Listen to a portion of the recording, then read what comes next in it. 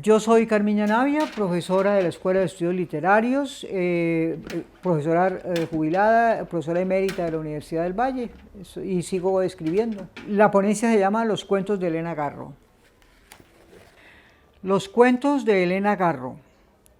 Aproximarse al trabajo literario de esta extraordinaria escritora no es fácil.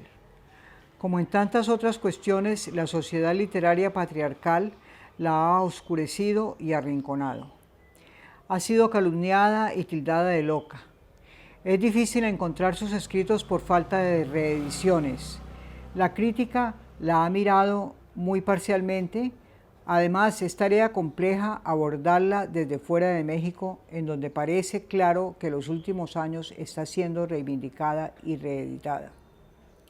Es claro que leer a Garro es un reto difícil pero placentero, ya que su trabajo brinda un innegable gozo en la lectura. Su mundo es muy amplio y abierto y ella, lo particular, lo hace universal. Sus imaginarios están poblados por México, sus gentes y sus tradiciones. No obstante, las problemáticas tratadas en sus textos participan de preguntas y problemas que siempre vuelven en cualquier latitud. Desde sus cuentos establece con los lectores y lectoras un contrato de lectura muy exigente que no les permite distracciones y cada palabra, cada ausencia está tramada de múltiples significados. Igualmente son muy especiales los enfoques sobre las relaciones entre hombres y mujeres que sus cuentos y novelas problematizan. Nos detendremos en su propuesta desde esta perspectiva. En este breve espacio es imposible abordar la totalidad de su narrativa breve, por eso tomaremos algunos textos significativos. Elena Garro escribió a lo largo de su vida muchos cuentos, sencillos unos, otros de gran complejidad. He escogido algunos para asomarme a su trabajo. Parto de reflexiones teóricas o críticas que iluminan muy bien las características que quiero destacar. No pienso que se trate de algo exclusivo de ella, pero es indudable que su pacto de lectura es muy exigente. Un relato como La culpa es de los tlaxcaltecas exige una lectura rigurosa como la planteada por Lancelotti, una lectura que no permite distracciones, según lo que se puede atribuir a las palabras de Poe. Después de concebir cuidadosamente cierto efecto único y singular, inventará los incidentes combinándolos de la manera que mejor le ayuden a lograr el efecto preconcebido. De otro lado, los planteamientos de Clare Hanson, comillas, la imaginación del lector es removida de una manera particular por la estructura elíptica de muchos cuentos. Las elisiones y los vacíos de un texto ofrecen un espacio particular para la imaginación del lector, aportan espacio para el trabajo de construcción de imágenes que de otra manera permanecerían dormidas. Indudablemente la autora no nos entrega toda la información. La tarea de los lectores es en todos los casos muy importante. El relato traza las líneas fundamentales del paisaje, pero ese paisaje debe ser completado por la comprensión y la creatividad de cada lector. Otro aspecto definitivo es la construcción de sus protagonistas mujeres. La obra de esta autora requiere una mirada de género que desentrañe el cuadro de opresiones y exclusiones femeninas que ella quiere evocar. Veamos su primer cuento. La culpa es de los tlaxcaltecas. Estamos ante uno de los mejores cuentos escritos en el subcontinente. La maestría demostrada en la construcción de esta obra coloca a su autora en la cima de los escritores latinoamericanos. Esto ha sido ampliamente reconocido por la crítica. Desde el mismo título, la atención del lector es retenida. Hay que responder a la pregunta sobre quiénes son o cómo los integrantes de este pueblo que hay que comprender en su evocación. La calificación de traidores que Laura hará más adelante no es para los historiadores una clasificación obvia. Los tlaxcaltecas valoraron antes que nada su propia libertad y su opción por el ejército invasor tuvo que ver fundamentalmente con los intentos reiterados de sometimiento al que los aztecas los sometían permanentemente. El relato se abre con una conversación entre la señora Laura y su criada Nacha. La primera llega a su casa por la puerta de la cocina y en una situación insólita.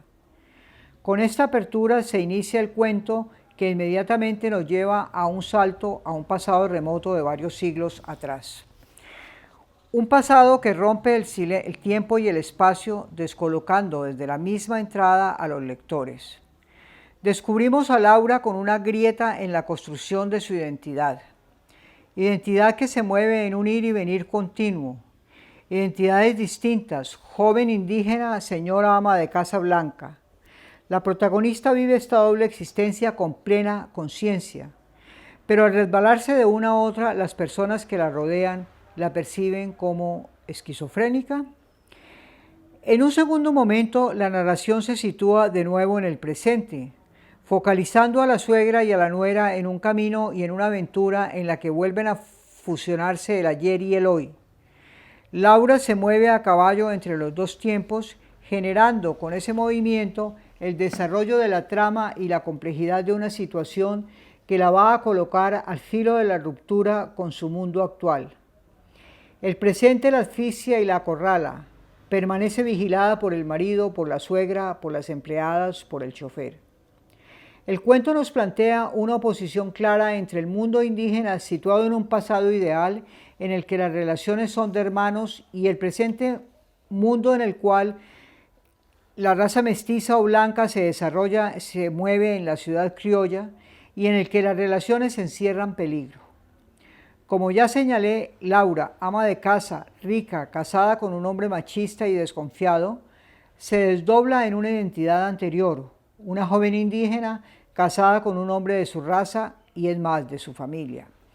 El salto hacia atrás se convierte para ella en una vida anterior, lo que la desea ante todo es su propia libertad. Libertad que no posee como una rica criolla que es. Desde su identidad presente añora el pasado remoto. La tensión narrativa y la propuesta general del relato se resuelve con un salto en el tiempo, salto que es huida pero a la vez reencuentro con una situación idealizada en el recuerdo. Laura escoge esa vuelta, escapando de su cautiverio matrimonial actual. La autora nos mueve del siglo XVI al XX sin ningún problema. En el mundo ficcional que se nos entrega, los fantasmas cobran la misma consistencia que los personajes reales. Se trata de un mundo en el que lo extraordinario se hace cotidiano y en el que lo fantástico adquiere carta de ciudadanía.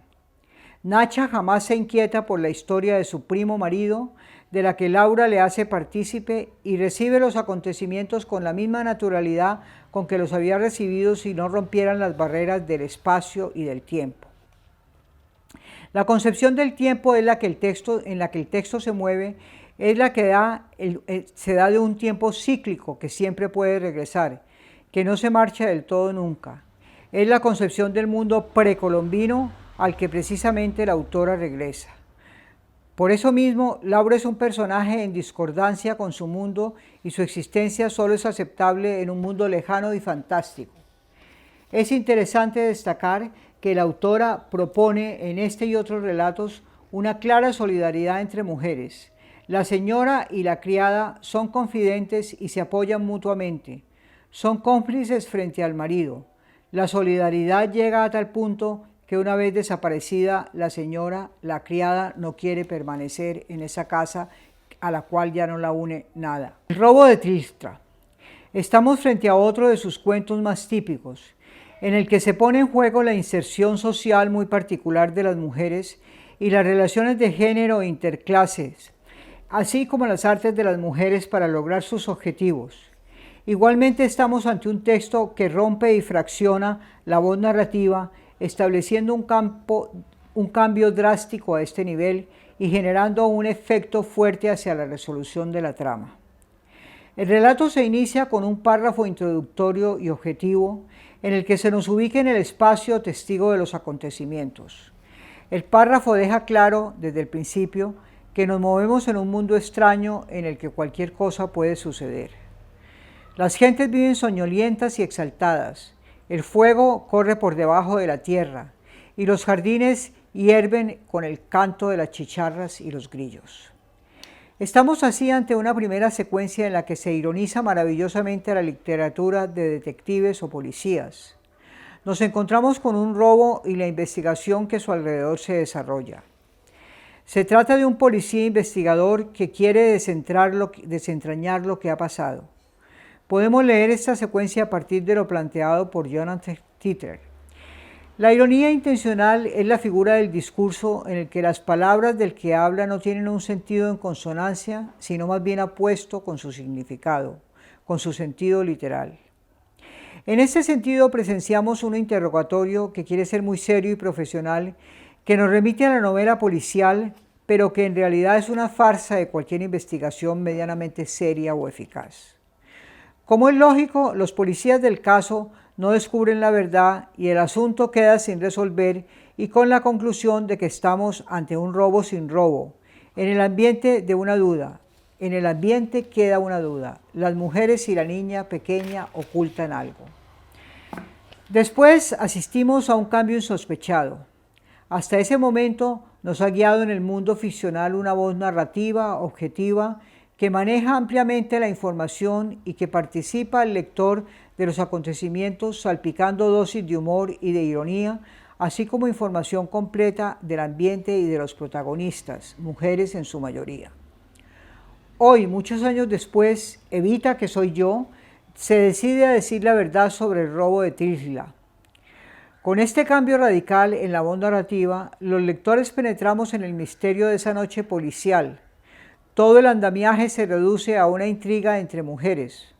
Una vez más, la autora nos muestra a las criadas y amas trenzadas en una relación cercana y cómplice, atravesada por realidades y fantasías de la brujería. Lorenza y Evita compiten por situarse cada una mejor ante la otra, con más conocimientos y secretos, con mayores potencias, con mayores ardides. En esa competencia, la niña, de un medio criollo o blanco, tiene las de perder ante Lorenza, cuya mamá es bruja y no puede competir porque sus armas son más pobres. Viene en su ayuda su imaginación, su fantasía y sus travesuras propias de la primera infancia. Evita monta entonces un relato fantástico sobre los supuestos tesoros de su padre, que son los que en esa noche remota entran a robar una veintena de hombres. Muchos años después, la trama se desvela, mostrando cómo la mente infantil pudo ocasionar una desgracia. Misterio que nos muestra de lleno esos caminos femeninos a los que no se llega por la razón, sino por la intuición. Finalmente, otro tercer cuento, Una mujer sin cocina. Este relato hace parte de su libro Andamos huyendo, Lola, publicado varios años después, en 1980. Se trata de unos textos que algunos de sus críticos leen como autobiográficos y autorreferenciales. El libro constituye un conjunto en el que los personajes habitan en distintos cuentos, aunque no presentan necesariamente una secuencialidad. Me centro en Una mujer sin cocina, que se trata de uno de los cuentos más típicos de su autora, por el quiebre permanente del tiempo, la exigente lectura que supone y los paisajes existenciales tan desolados que nos presenta, así como por la confusión típica entre lo cotidiano y lo fantástico.